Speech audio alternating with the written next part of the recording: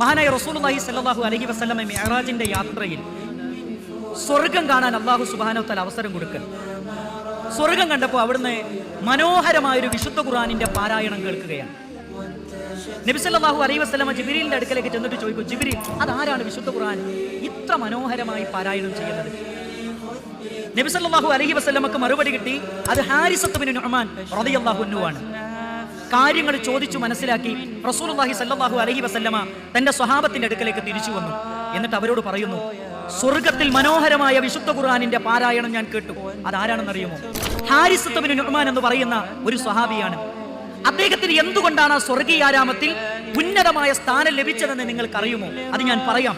കാന റജുലു അക്തറ ബാറൻ ലി ഉമ്മിഹി, തന്റെ ഉമ്മയോട് ഏറ്റവും നല്ല രൂപത്തിൽ നന്മ ചെയ്യുന്നവരായിരുന്നു, ബിർറ് ചെയ്യുന്നവരായിരുന്നു ഹാരിസത്ത് ബിൻ നുഅ്മാൻ എന്ന് മഹാനായ റസൂലുള്ളാഹി സ്വല്ലല്ലാഹു അലൈഹി വസല്ലമ പറഞ്ഞു. എന്നിട്ട് പറഞ്ഞു കൊടുക്കുകയാണ്, കദാലികുമുൽ ബിർ, ഇതാണ് മാതാപിതാക്കൾക്ക് പുണ്യം ചെയ്യുന്നവർക്ക് ലഭിക്കാനിരിക്കുന്നത് എന്നാണ് മഹാനായ റസൂലുള്ളാഹി സ്വല്ലല്ലാഹു അലൈഹി വസല്ലമ പഠിപ്പിച്ചു കൊടുക്കുന്നത്. നിങ്ങളും നിങ്ങളുടെ മാതാപിതാക്കൾക്ക് നന്മ ചെയ്താൽ ലഭിക്കാനിരിക്കുന്നത് ഒരു കണ്ണും കാണാത്ത, ഒരു കാതും കേട്ടിട്ടില്ലാത്ത, ഒരു മനുഷ്യന്റെ മനസ്സിലും ഭാവനയിൽ പോലും കൊണ്ടുവരാൻ കഴിയാത്ത അനുഗ്രഹത്തിന്റെ അനുഭൂതികളുടെ കേദാരമായ സ്വർഗമാണ് ലഭിക്കാനുള്ളത് എന്നാണ് സഹോദരങ്ങളെ ഇവിടെ പഠിപ്പിക്കുന്നത്.